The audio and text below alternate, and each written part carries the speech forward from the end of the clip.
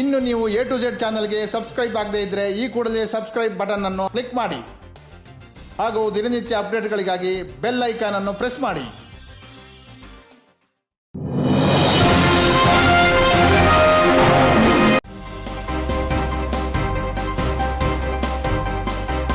ಇವತ್ತು ನಮ್ಮ ಬೆಂಗಳೂರಿಂದ ಹಜ್ ಯಾತ್ರೆಗೆ ಹೊರಟಿರುವ ನಮ್ಮ ಸಲೀಂ ಅಹ್ಮದ್ ಅವರು ಮತ್ತು ಹಾಗೂ ರಿಜ್ವಾನ್ ಖಾನ್ ಅವರು ಬೆಂಗಳೂರಿಂದ ಹುಬ್ಳಿಗೆ ತಲುಪಿದ್ದಾರೆ. ಇವತ್ತು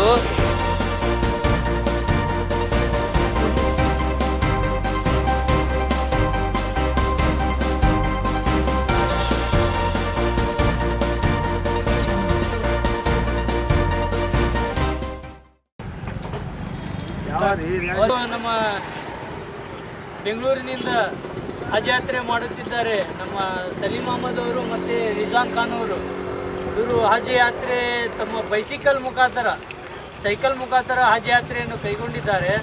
ಇವರು ಬೆಂಗಳೂರಿಂದ ಇವತ್ತಿಗೆ 7-8 ದಿವಸ ಆಯಿತು. ಇವತ್ತು ಹುಬ್ಳಿ ತಲುಪಿದ್ದಾರೆ.